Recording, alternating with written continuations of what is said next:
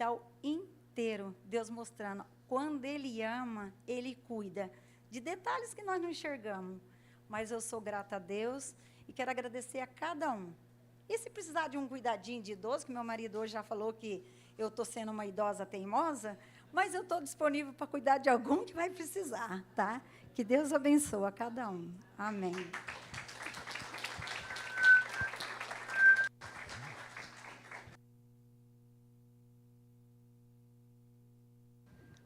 Louvado seja Deus. Quem testemunhou os olhos arregalados do Suca sabe a prova que ele passou, né? A irmã Nilda doente, ele preocupado, mas Deus foi tão bom e Deus tem operado. Na nossa igreja nós temos tido no último mês várias situações difíceis de saúde e graças ao bom Deus, Deus tem dado vitória na maioria delas. Nos entristecemos com as pessoas que perdemos, mas estamos muito felizes porque Deus faz sempre o melhor. Seja para a vida, seja para a morte, o crente nunca perde, ele é sempre abençoado, amém? Louvamos a Deus por isso. Queridos, nós estamos encerrando hoje a nossa série de pregações sobre família. O mês de maio é tradicionalmente conhecido como o mês da família dentro das igrejas evangélicas e nós então detemos tempo nesse mês para falar sobre esse assunto. E nós aqui já tivemos oportunidade de falar sobre alguns temas que versam ao redor da família, importantes para os nossos corações. E hoje eu quero terminar falando sobre esse tema, a família que cresce unida, falando sobre a importância de nós vivermos uma espécie de crescimento que apenas a união pode proporcionar dentro do nosso lar. É bem possível que você aqui em algum momento da sua vida tenha exagerado em algum exercício.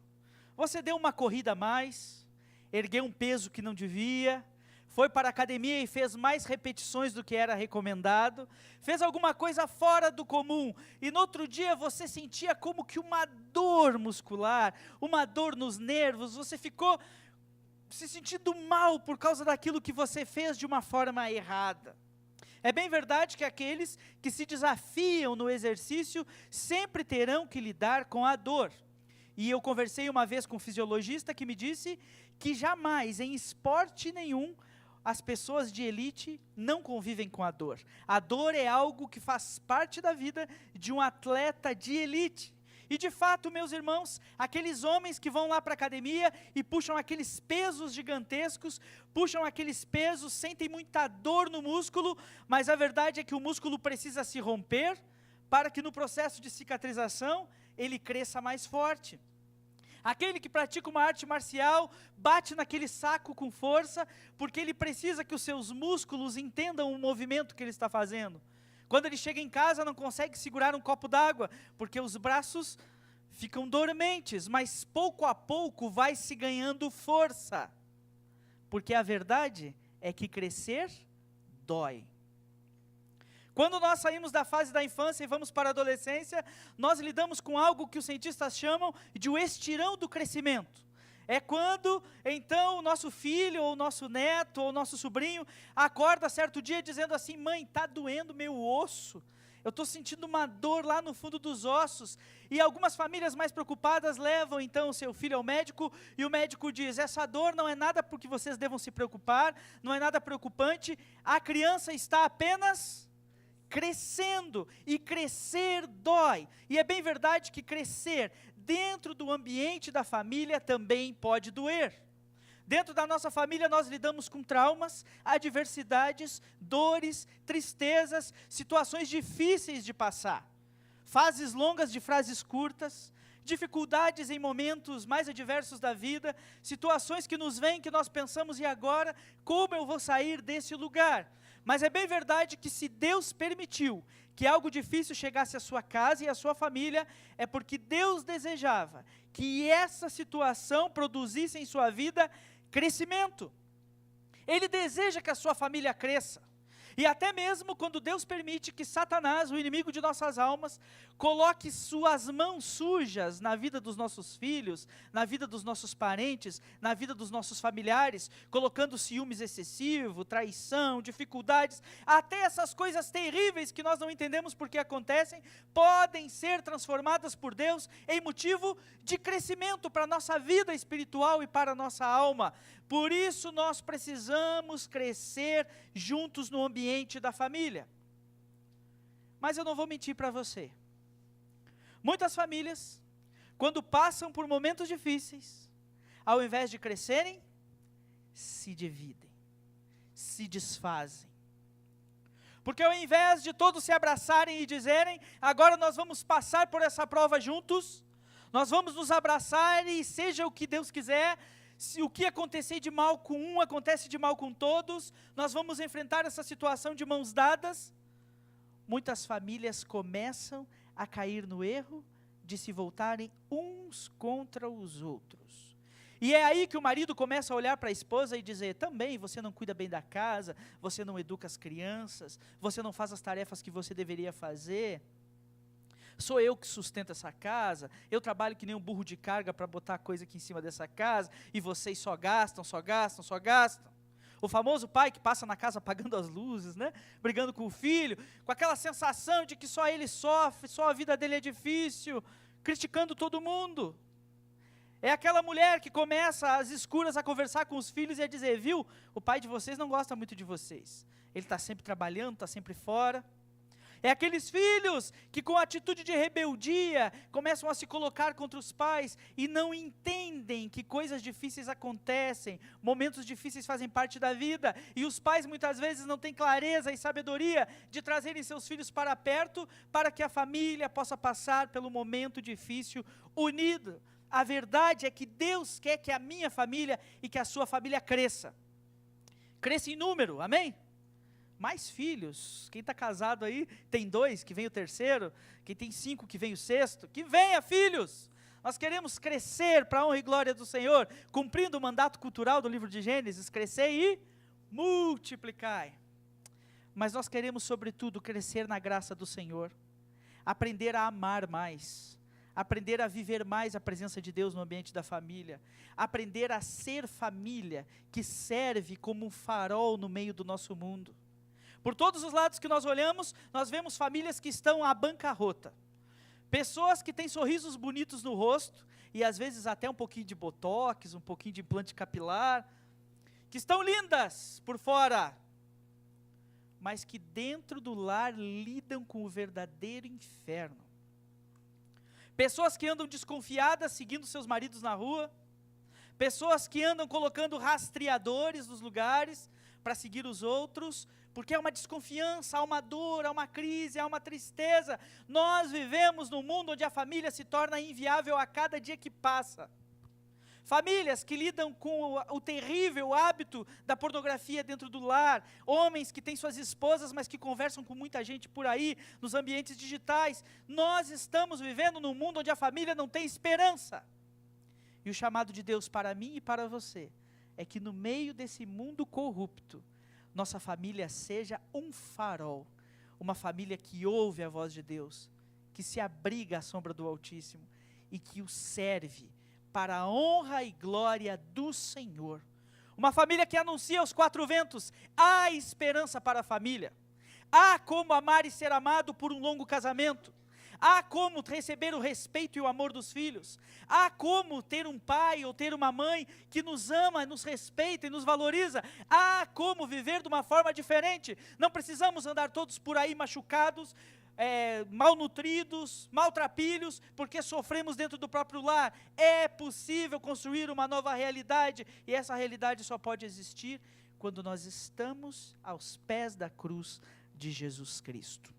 Eu quero convidá-lo a abrir sua Bíblia no livro de Gênesis, capítulo 7, onde nós leremos a história de um homem que construiu uma família diferente num tempo muito difícil. Gênesis, capítulo 7, leremos dos versos 17 a 24.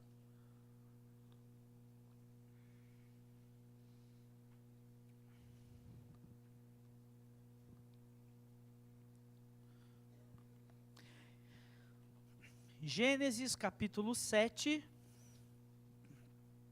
dos versos 17 a 24, a leitura da palavra é o suprassumo da pregação. Então, encontre aí na sua Bíblia, marque, anote que neste dia você leu esse texto, porque isso é muito importante.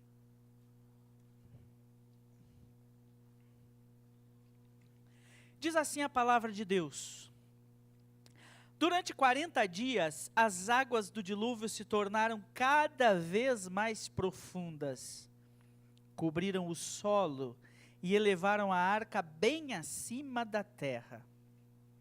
Enquanto as águas subiam cada vez mais acima do solo, a arca flutuava em segurança em sua superfície. Por fim, as águas cobriram até as montanhas mais altas da terra e se elevaram quase 7 metros acima dos picos mais altos. Todos os seres vivos que haviam na terra morreram. As aves, os animais domésticos, os animais selvagens, os animais que rastejavam pelo chão e todos os seres humanos. Tudo que respirava e vivia em terra firme morreu. Deus exterminou todos os seres vivos que havia na terra, os seres humanos, os animais domésticos, os animais que rastejavam pelo chão e as aves do céu. Todos foram destruídos. Apenas Noé e os que estavam com ele na arca sobreviveram. E as águas do dilúvio cobriram a terra por 150 dias. Amém? Aqui nós temos a narrativa da história de Noé. O quadro do mundo no tempo de Noé não era bom. O início do capítulo 6 diz que Deus olhou para o ser humano e viu que o ser humano estava completamente corrupto. Ele estava envolvido em toda espécie de maldade. O texto inclusive diz que os filhos de Deus coabitaram com as filhas dos homens e deram à luz a homens que eram valentes e gigantes, que faziam perversidades, e que o homem, diz isso no capítulo 6 de Gênesis, olhou para o homem e disse: puxa vida, eu estou muito triste, eu estou profundamente angustiado. Nas palavras do escritor bíblico, que não sabia usar uma palavra melhor, eu estou arrependido de ter criado o ser humano. Quando Deus olha no capítulo 6 de Gênesis para toda a terra, vê um cenário terrível. Talvez um cenário semelhante ao que Deus viu quando disse: haja luz. No hebraico antigo, tohu vabohu, tudo estava sem forma e vazio. O mundo havia voltado para a situação que estava antes da criação do homem. Era um caos total.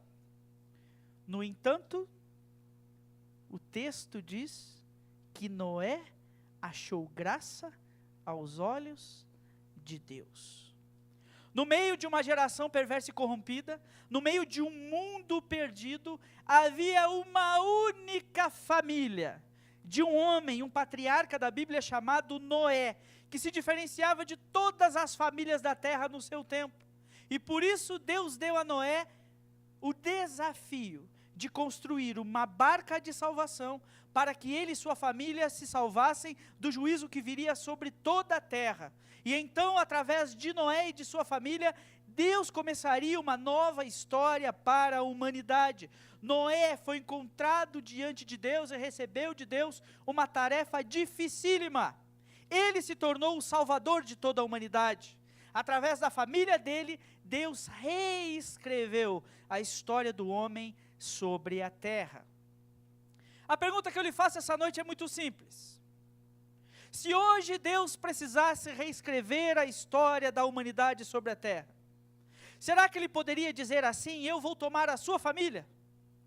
A partir de agora você vai construir um barco, porque eu mandarei chuva sobre a terra por 40 dias e 40 noites, eu abrirei as fontes de água, o abismo dará toda a água vai subir e nesses 40 dias vai ficar 7 metros acima do pico mais alto do mundo. Será que Deus poderia orar para a sua família e dizer: essa é uma família que encontra graça aos meus olhos, essa é uma família diferente, essa é uma família que vive a palavra? Noé achou graça aos olhos do Senhor, e então Deus usou este homem. O final do capítulo 5 de Gênesis nos diz que quando Deus encontrou Noé, Noé tinha 500 anos de idade. Note que naquela época nós não sabemos se os anos eram contados de uma forma diferente, ou se as pessoas de fato viviam muito mais do que vivem hoje. Mas o texto da Bíblia diz que Noé tinha 500 anos de idade quando o Senhor o encontrou. E que quando Noé terminou de construir aquele barco, ele já tinha 600 anos de idade. 100 anos de construção. O texto nos diz que Noé estava construindo um barco. Mas Noé vivia onde? No meio de um deserto. Talvez Noé nunca tivesse tido acesso a um mar que pudesse abarcar aquela embarcação que ele estava construindo. Noé não tinha experiência nenhuma no trabalho que estava fazendo. E além disso, Deus quando chama diz assim: Noé, eu vou fazer chover sobre a terra por 40 dias e 40 noites. E o texto da Bíblia nos diz algo curioso. Nunca antes havia chovido sobre a terra. Talvez Deus tivesse que explicar para Noé, dizer: Noé, sabe essa água que quando você pega um balde no rio, ela pinga do balde? Isso que vai acontecer na terra toda. Durante 40 dias e 40 noites, a água vai subir e você precisa construir um barco de salvação.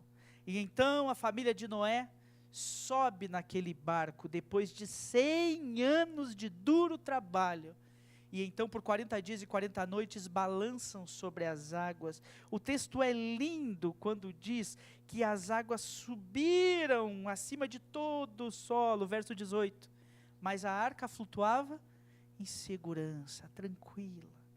Os irmãos bem sabem e conhecem a história de Noé, que ele é famoso, porque ele era um homem que cuidou de quem, além da família dele? Dos animais. Ele colocou de 2 em 2 na arca, né? Então Noé também trouxe os espécimes vivos da época para que pudessem também repovoar a terra. E então essa família, com esse duro trabalho de construir a arca, de pôr os animais lá dentro, andou sobre o mar por 40 dias e 40 noites, e de fato o dilúvio, a entrada dessa família na arca, até a sua saída demorou 1 ano. Eles flutuando, porque a arca ficou um tempo sobre as águas enquanto chovia. Diz o texto que quando a arca foi elevada do solo pela altura das águas, já fazia 5 meses que eles estavam dentro da arca. E então a arca ficou navegando por algum tempo, repousou sobre o Monte Ararat, e até que as águas descessem e eles pudessem então descer da arca, somou-se 1 ano daquela família dentro daquela arca, vivendo aquela realidade. Talvez Deus estivesse dando para Noé e sua família um curso de relacionamento familiar. Você já imaginou você trancado? Você, sua esposa e seus filhos dentro do mar? Agora imagina que as noras estão juntos. Ao todo 8 pessoas estavam naquela arca. Noé, sua esposa, seus filhos e suas noras. E então eles tiveram que viver este período aprendendo de Deus. Como uma família pode crescer desde que ela esteja unida. O subir das águas não é problema. A chuva torrencial também não é problema. Os animais mugindo e berrando, comendo e defecando dentro da arca por tanto tempo, também não é problema. Porque quando a família aprende a estar unida, ela cresce e pode ser usada por Deus de forma exponencial, como a família de Noé foi usada para que a humanidade pudesse reexistir. Eu quero destacar alguns pontos desse texto, para que nós encerremos essa série de pregações sobre família, sendo desafiados pelo Senhor a sair do lugar de conforto em que nós estamos. Eu sei que lá na sua casa e na sua família, existem situações que você não gosta. Elas estão lá e você as odeia. Você gostaria que essas situações mudassem. Mas talvez no seu coração e na sua mente você não tenha força para tomar as decisões que precisa tomar para que essas coisas mudem. Você sabe até intelectualmente, se eu tomar uma atitude diferente, essas coisas vão mudar. Mas você não consegue tirar isso do mundo do impossível, do mundo do imaginário e trazer para o mundo real. O desafio da palavra do Senhor para mim e para você essa noite é que, como Noé, nós possamos tomar atitudes que vão transformar a nossa família a partir de hoje. Amém? Eu creio que orei essa semana para que Deus usasse essa mensagem para sacudir o coração das famílias da nossa igreja e para fazer com que nossas famílias sejam ainda melhores, mais fortes, mais resplandecentes. E eu creio que Deus vai cumprir a sua palavra hoje em nosso meio. A primeira coisa que eu quero destacar desse texto, do aprendizado que podemos retirar dele, é que a família que cresce unida é completamente dependente da graça de Deus. Olha aí para quem está perto de você e diga assim: é pela graça. É só pela graça, meu irmão. Olha o que diz o texto de Gênesis capítulo 6, verso 18. Deus falando para Noé: com você, porém, firmarei minha aliança. Portanto, entre na arca com a sua mulher, seus filhos e as mulheres deles. Deus está falando claramente para Noé: Noé, eu vou fazer uma aliança com você. Você encontrou graça aos meus olhos, e agora eu vou começar com você. Todos haviam se corrompido, o mundo estava numa situação pecaminosa terrível, mas Noé achou graça aos olhos do Senhor. Isso não quer dizer que Noé e sua família não eram pecadores como eu e você somos, mas que eles estavam cientes de que havia um Deus Todo-Poderoso e de alguma forma desejavam servi-los. Ao olhar para a sociedade do seu tempo, Noé e sua família não estavam conformados com a maneira como aquilo estava acontecendo. Eles sabiam que existia uma maneira diferente de viver e eles desejavam a graça de Deus sobre a sua família. Meus irmãos, é impossível construir uma família que cresce unida se não dependermos da graça de Deus. Os irmãos sabem que lá no Rio Grande do Sul existem apenas 2 times. Há quem diga que tem 3, mas o terceiro é muito caído e ninguém torce para ele. Lá no Rio Grande do Sul, metade é azul e metade é vermelho. Metade torce para o Grêmio e a outra metade para o Inter. Hoje estava mostrando na casa do irmão Floriano, ele estava falando que dia do jogo do Palmeiras, tem muitas pessoas palmeirenses como ele que são tentadas a não vir à igreja. Eu falei assim: meu irmão, lá no Rio Grande do Sul, quando tem Grenal no domingo, os pastores começam a jejuar desde de manhã para o povo vir para a igreja. Porque fica aquele negócio, o povo vendo aquele jogo. E quando eu conheci a Zélia, tive que lidar com essa dificuldade. Eu torço para o Grêmio, tricolor de Porto Alegre. E a Zélia torce para quem? Para o Inter. Lá na sua casa talvez ocorra algo assim. Você gosta de dormir com uma coberta e o ar ligado. O seu marido gosta de dormir com o ar desligado e sem coberta. Você gosta de comer comida pesada à noite? A sua esposa gosta de comer uma salada ou de tomar uma sopa. Muitos homens dizem a famosa frase: sopa não é janta. Sopa não é janta. O que eu quero dizer com isso? É que dentro das nossas casas nós temos as nossas diferenças. Isso é normal, isso vai acontecer dentro das nossas famílias. E sabe o que vai impedir que nós nos matemos dentro da nossa casa? E você que é casado e bem casado aqui, sabe que muitos pratos podem ser quebrados dentro de casa por causa de uma coisa que o seu marido guardou e não lembra onde está. Não tem muitas brigas grandes dentro de casa que começam com uma coisinha insignificante. Começa assim: meu bem, você sabe onde é que está tal coisa? Fala: eu guardei, mas não lembro onde. É sempre assim, você guarda e não sabe onde coloca. Mas deve estar em tal lugar. Aí vai lá, procura. Não está aqui. Onde que você colocou? Não sei. Esforça a sua cabeça para pensar onde você colocou. Só lá em casa acontece isso aí? Não, né? Acontece lá na sua casa também. Aí repete: você é sempre assim. Você tira as coisas do lugar, guarda e esquece onde está. E isso vai escalonando, meu irmão. E daqui a pouco os pratos estão quebrando, as panelas estão voando. E está maldita a hora que eu casei com você. Coisas que acontecem dentro dos nossos lares, dentro das nossas famílias. É impossível que nós não nos temos no ambiente da família, se não for pelo ambiente doce e precioso da graça de Deus. É nós olharmos para nossa esposa e dizer assim: Deus ama essa mulher de tal forma que Jesus Cristo morreu na cruz por ela. Uma vida preciosa. Me dá trabalho? Dá, mas eu a amo, ela é preciosa.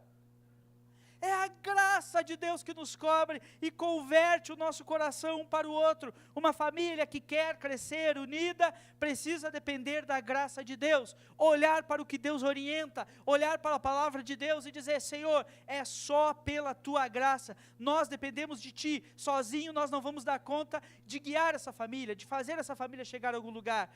Sozinho, pela nossa inteligência, nós não vamos conseguir ficar no azul no final do mês. Sozinhos, pela nossa inteligência, nós não vamos conseguir ficar casados 50 anos. Sozinhos, pela nossa inteligência, nós não vamos conseguir que nossos filhos tenham um bom casamento, vivam uma boa vida. Nós dependemos da Tua graça. Noé encontrou graça diante do Senhor.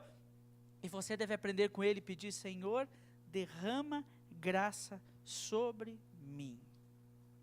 Você tem orado assim por sua família? Pedindo: Senhor, nossa família depende da Tua graça. Quando surge um problema dentro do seu lar, qual a primeira coisa que você faz? Você procura o culpado? Você tenta resolver da forma mais rápida? O seu raciocínio lhe leva logo para tomar uma atitude? Ou você diz assim: só um pouquinho, vamos perguntar para o Senhor, vamos clamar a Deus, vamos pedir para que Ele se assenhore da nossa vida e da nossa família. Só a graça de Deus. Amém? Mas em segundo lugar, aprendo com esse texto que a família que cresce unida enfrenta os desafios no serviço do Senhor. Olha aí para quem está perto e diga assim: faça alguma coisa.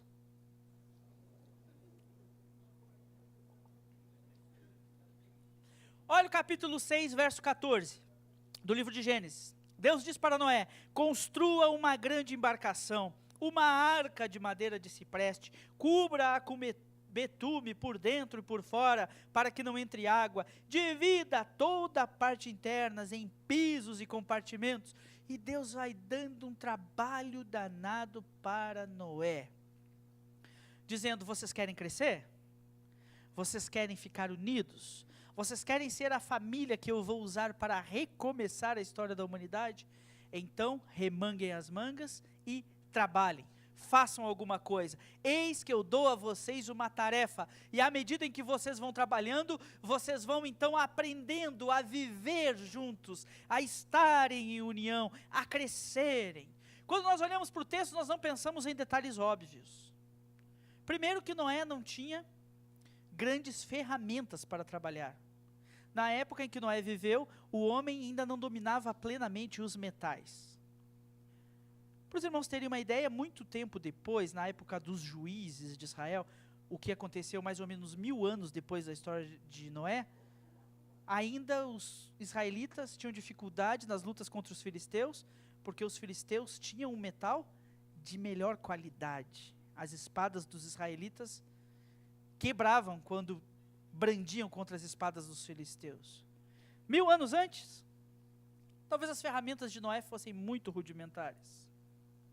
Imagine o trabalho para Noé e suas 7 companhias, sua esposa e seus filhos, indo até a floresta, derrubando as árvores, descascando as árvores, cortando as toras, forjando os pregos.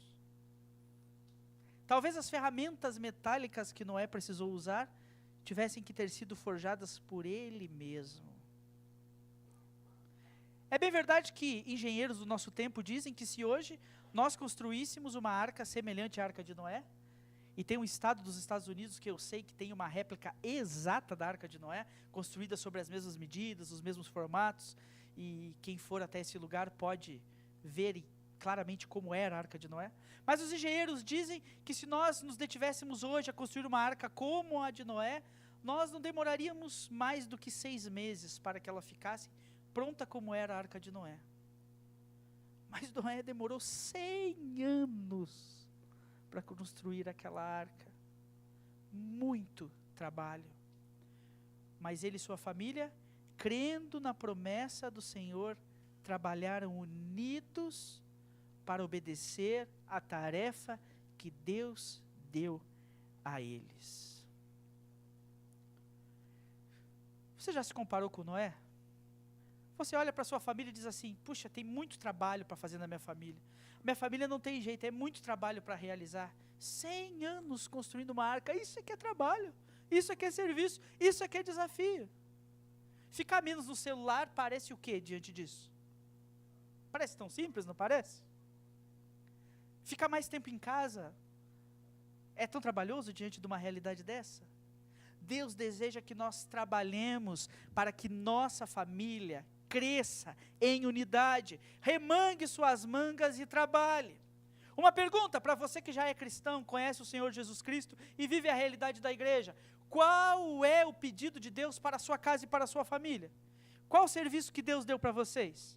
Para a família de Noé, Deus disse: construam uma grande arca, ponham os animais lá dentro, porque vocês vão salvar todo mundo. E para a sua família, qual é a tarefa que Deus deu? Ou será que você é um cristão, está dentro da igreja e Deus não deu tarefa nenhuma à sua família? A sua família está aqui só para vir, sentar nos bancos da igreja, ouvir a pregação, voltar para casa, com a sensação da consciência limpa, e você não tem nada para realizar. Deus deseja usar a sua família. Deus não deseja que os nossos desejos, sendo o povo de Deus, sejam semelhantes aos desejos das pessoas que não conhecem a Deus. Se o desejo da sua família, e se todo o trabalho da sua família se detém no fato de: eu quero trocar de carro no fim do ano, eu quero viajar para o Nordeste, aproveitar as praias, eu quero ter uma casa mais confortável, eu quero fazer churrasco todo fim de semana, eu quero comprar um Opala 76 ou eu quero fazer alguma coisa, dessas coisas que a gente inventa que quer fazer. Eu quero que o meu filho vá fazer intercâmbio nos Estados Unidos. Eu quero que meu filho estude medicina. Eu quero isso. Não tem problema em nenhum desses desejos. Mas todas as pessoas do mundo desejam isso. Será que Deus não tem nada a mais para você? Será que você, que é uma família que conhece a Cristo, Deus não tem algo para fazer através da sua família? Será que Deus não quer usar o sofá da sua casa como lugar onde alguém vai ouvir o Evangelho do Senhor? Será que Deus não quer usar o ambiente do seu lar como instrumento de adoração? Será que Deus não quer que você e a sua família assumam uma posição mais proativa em relação a Deus e a sua obra? Será que um dia você vai ter o privilégio de ir, você, sua esposa, ou você e seu marido, e seus filhos, todos juntos num projeto missionário, bater de porta em porta e falar do amor de Deus, e experimentar algo da parte de Deus em comunhão? Será que vocês vão, em algum momento da vida, experimentar o fogo do Espírito Santo descendo do céu sobre vocês, enquanto vocês oram sentados à mesa do lar? Será que isso é possível? Nós precisamos despertar para a realidade de que Deus tem algo além. Deus tem um serviço especial para as nossas famílias, assim como tinha para Noé. Nós não estamos aqui apenas para desejar as mesmas coisas que o mundo deseja. Como os desafios de Deus estão impactando a sua casa? Será que você está levando em conta o que Deus espera de você e da sua família? Se nós não levarmos isso em conta, nós talvez não estaremos entre os que constroem o barco, mas entre os que ficam para fora. Mas em terceiro e último lugar, eu aprendo com esse texto, que a família que cresce unida é aquela que resiste até o fim. Fale aí para quem é da sua família: estamos juntos até o fim. Amém, Zélia? Eu sei que é difícil. Eu sei que é difícil. Eu sei que você olhou assim e falou assim: estamos juntos até o fim, será? Meu Deus. Talvez quem é pai de filho mais velho falou assim: meu Deus do céu, estamos juntos até o fim do ano, mas depois, ó, vai embora, acha o teu caminho. Mas não estou falando nesse sentido, estou falando estamos juntos em propósito até o fim. Estamos servindo a Deus até o fim. Durante 1 ano, a família de Noé andou sobre as águas, sem pisar o pé no solo firme. Que desafio, hein? Eu mesmo sou daquele tipo de pessoas que, se o mar dá uma marola, eu já começo a me enjoar. Imagine um dilúvio, uma tempestade feroz vindo sobre o mundo todo, sem saber onde o barco vai repousar, sem saber quando vai descer, sem nada. Que desafio! Imagine a situação dentro daquela arca. Talvez, se eu e você estivéssemos lá, no 5º dia do dilúvio, já ia ter um de nós na popa do barco, dizendo assim: vou me jogar, acabou, para mim tá bom, chega, não aguento mais, é vaca mugindo, é galo cantando, tem que limpar o estrume desse bicho todo aí, tem que arrumar esse negócio, a divisão das tarefas, a dificuldade. Meus irmãos, 1 ano lidando com aquelas dificuldades, mas eles ficaram juntos até o fim, até essa arca pousar, até os nossos pés pousarem firmes no chão.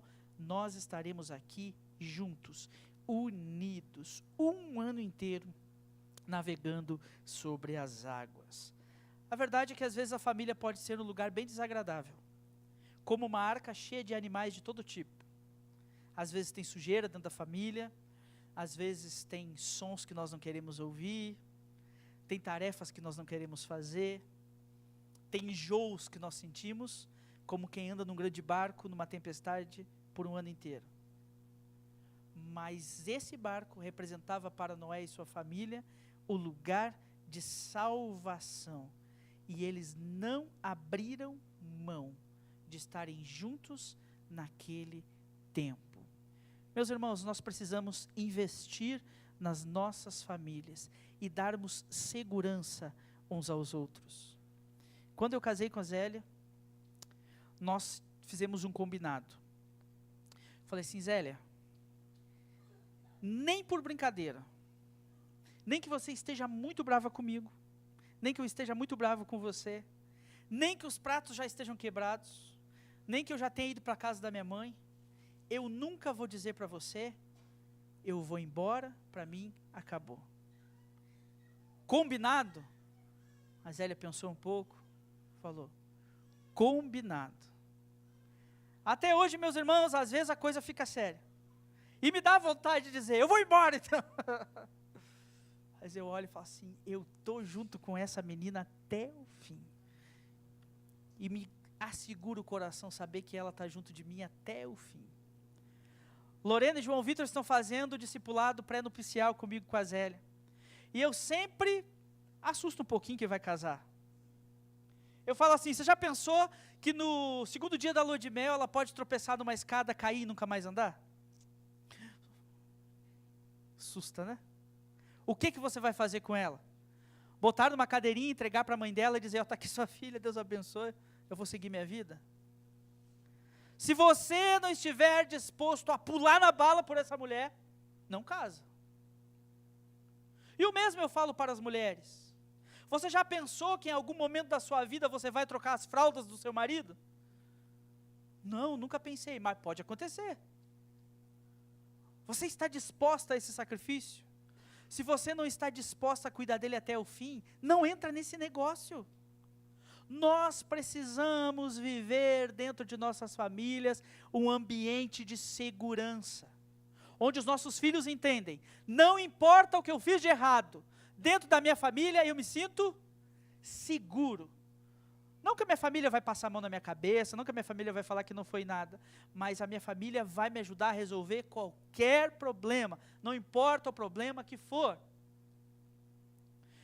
Uma família que tem segurança suficiente para o homem dizer: meu bem, nós temos viajado por aí, trocamos de carro semana passada, as nossas faturas do cartão estão altas, mas eu vou contar para você uma verdade: eu estou terrivelmente endividado, não tenho mais para onde ir. E que a esposa, ao invés de soltar toda aquela série de ofensas, ela vai dizer: meu bem, nós vamos dar um jeito, vamos nos reorganizar, vamos pensar, vamos organizar esse negócio. O ambiente onde as esposas têm liberdade para expressar a sua sensibilidade, a sua dor, a sua tristeza, as suas frustrações, e podem ser acolhidas. Nós precisamos que os nossos lares sejam lugar de segurança, não lugar onde a gente tem que ficar pisando em ovos, cuidando do que a gente vai viver e vai falar, porque temos medo que isso se acabe como um castelo de cartas. Nós precisamos estar juntos até o fim. Como está o nível de resistência da sua família? Será que a sua família está como o barco de Noé, forte, firme, construído, com betume nas juntas, a água não entra, o mar está agitado, mas o barco está repousando suavemente sobre as ondas? Será que a sua família está assim? Ou a sua família está como uma jangada velha, sendo arremessada de um lado para o outro, pelas tempestades da vida, e vocês estão sem saber o rumo a seguir? Nós precisamos hoje, à luz da palavra de Deus, tomar uma atitude de levar a nossa família para o centro da vontade do Senhor. O texto nos conta que no momento apropriado a arca repousa, Noé e sua família descem daquele grande barco, e então eles começam a reconstruir a história da humanidade. E então os filhos de Noé vão formar as grandes nações da terra. Cã, um dos filhos de Noé, vai dar origem a toda a região de Canaã. Sem, um dos filhos de Noé, vai dar origem a todo o povo semita. Jafé, o outro filho, vai dar origem a todo o povo jafetita, o povo que começou a habitar no norte da África. E assim a terra começa a ser repovoada, e Deus começa uma nova história. E eu tenho certeza que quando Noé partiu desse mundo, ele pôde pelo menos se alegrar diante do Senhor, de dizer: Senhor, eu e minha família podemos ser instrumentos nas tuas mãos, para que o Senhor fizesse a tua obra neste mundo. O meu desafio para você é que hoje, na última pregação dessa série, você possa desejar a presença de Deus na sua família. Vamos orar por isso? Eu gostaria que você fechasse os seus olhos aí onde você está. E eu quero pedir a Deus graça, a graça que esteve sobre a família de Noé, sobre a minha família e sobre a sua família. Sem a graça de Deus, a família é inviável. Nós nada podemos, nós nada conseguiremos, não iremos a lugar nenhum, se o Senhor não for o dono da nossa vida. Por isso eu quero perguntar a você esta noite: quais são as atitudes que você precisa tomar? Ao longo dessas semanas, nós falamos sobre tantos assuntos. Falamos sobre o Senhor da família. Falamos sobre os desafios da desunião dentro do lar. Falamos sobre comunicação. E temos falado agora sobre crescer unidos. Por isso eu gostaria que essa noite você colocasse a sua vida e a sua família diante do Senhor. Se dentro do seu lar há frieza, que o Espírito Santo de Deus quebra os corações, e que ainda hoje você possa pôr para fora o que dói. Se dentro da sua família as coisas estão bagunçadas, decida hoje pôr tudo em ordem. Nada vai mudar do dia para a noite, mas você pode desejar e decidir hoje dar o primeiro passo.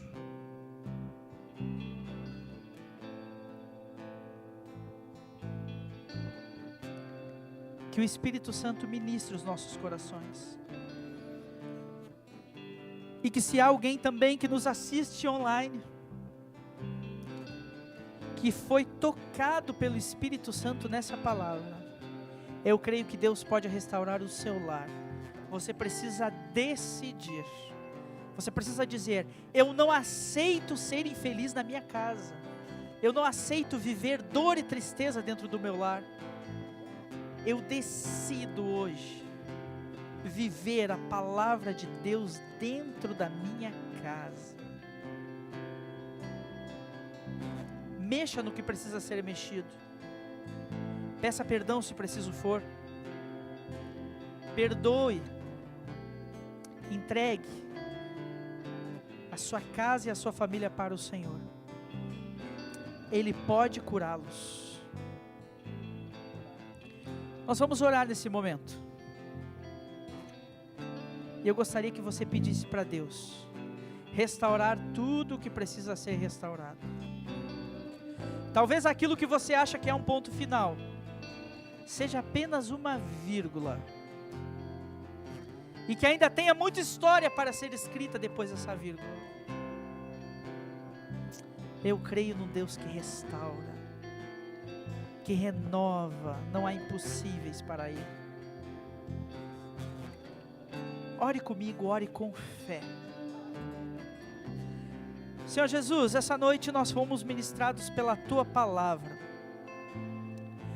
A história de Noé nos desafia. A história de Noé quebranta os nossos corações, Senhor. Porque nenhuma de nossas famílias enfrentou uma crise, uma dificuldade tão grande quanto a família de Noé enfrentou.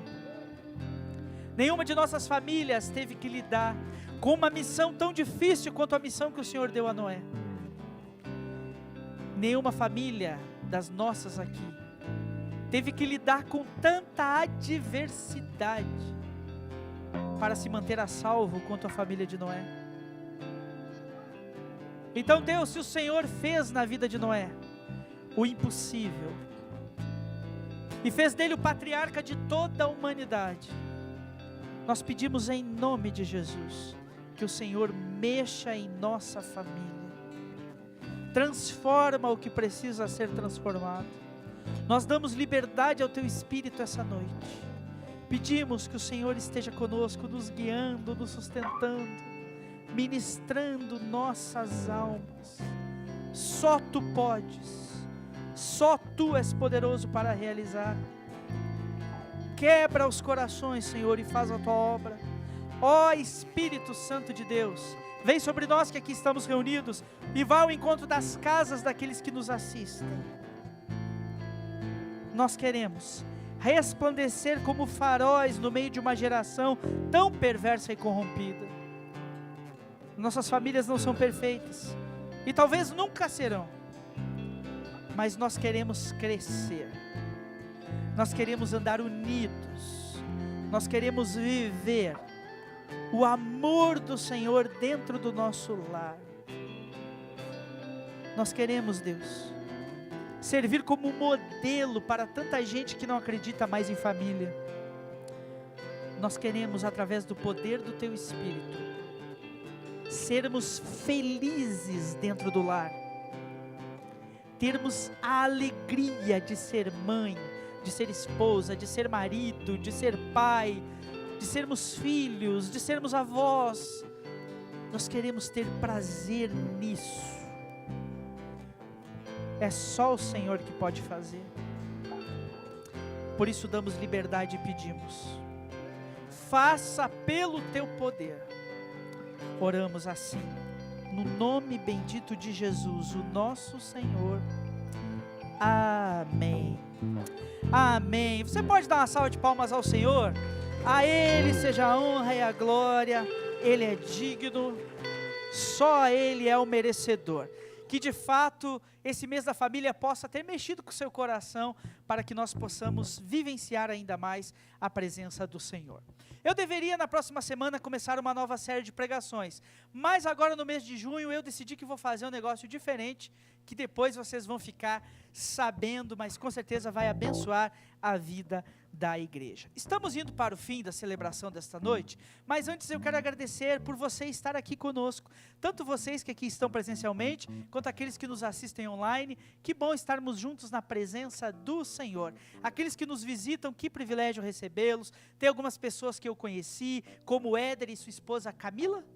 Éder e Camila, sejam bem-vindos, são colegas do Eduardo, que bom é tê-los aqui, que Deus os abençoe. Os nossos missionários ali também, Valquíria e Alexandre, Deus os abençoe, sejam bem-vindos. São servos do Senhor, foram missionários pela nossa junta fora do Brasil, estão agora cuidando, ensinando pessoas do continente africano aqui no Brasil, preparando eles para que possam ser então enviados e trabalharem no seu povo de origem. Então, que Deus abençoe a vida de vocês, o ministério de vocês. Perguntei para o pastor Hans ali quanto tempo eles ficam, queria ter a oportunidade de ouvi-los aqui, mas parece que amanhã eles já vão. Então, que Deus os abençoe, frutifique o ministério de vocês. Vejo daqui também o pastor Roberto Coutinho, Deus abençoe sua vida, querido, que bom tê-lo aqui, que Deus continue abençoando e guiando a sua vida. E aqueles outros que nos visitam aqui, que talvez eu não pude destacar, que Deus abençoe e sejam sempre bem-vindos. Nós temos alguns avisos que queremos que você preste atenção neles, então serão projetados ali, fique atento a esses avisos.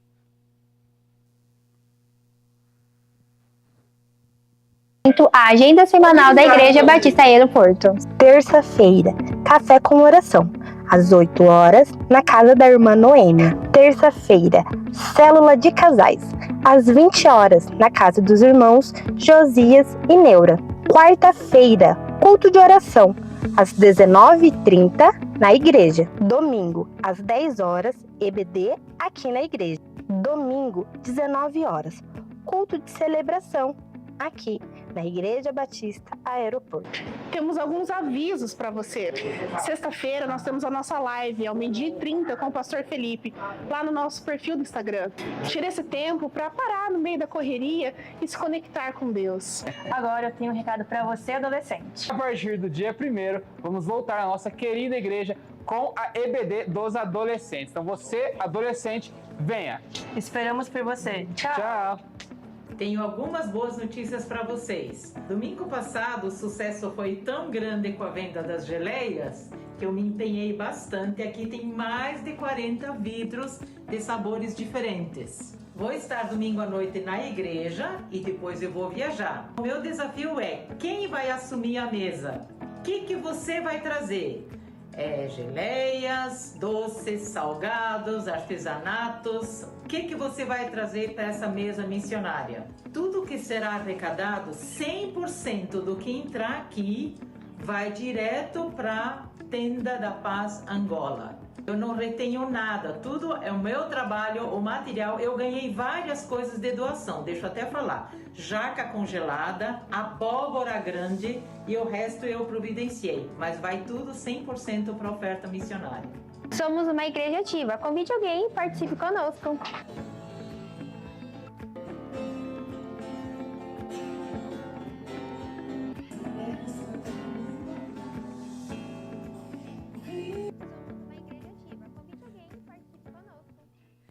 Muito bem, meus queridos. Então estão aí a agenda semanal, aquilo que vai acontecer. Na saída você pode comprar um docinho para adoçar a sua vida e abençoar os nossos missionários em Angola. Quero destacar mais alguns avisos que não estavam aqui nessa ordem, que é o seguinte: nossa igreja tem um aplicativo. Uhul!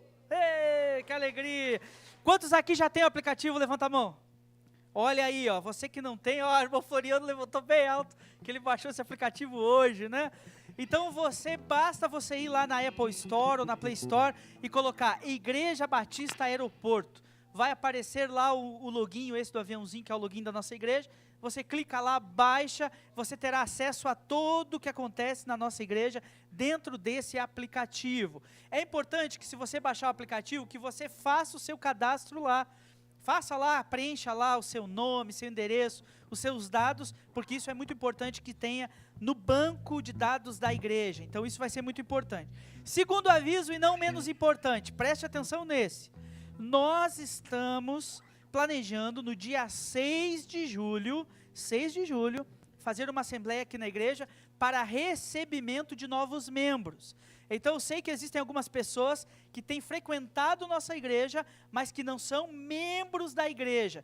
Então o desafio de vocês é vocês se tornarem membros da igreja. Para isso vocês precisam passar por uma integração.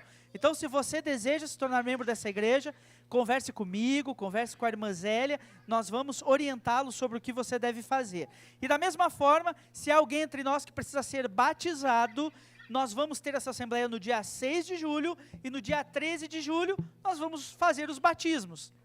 Então você também pode descer as águas do batismo dando testemunho da sua fé. Então fica aí esses avisos ao coração dos irmãos. Vamos adorar ao Senhor? Vamos nos colocar de pé e vamos cantar e depois nos despediremos desse culto.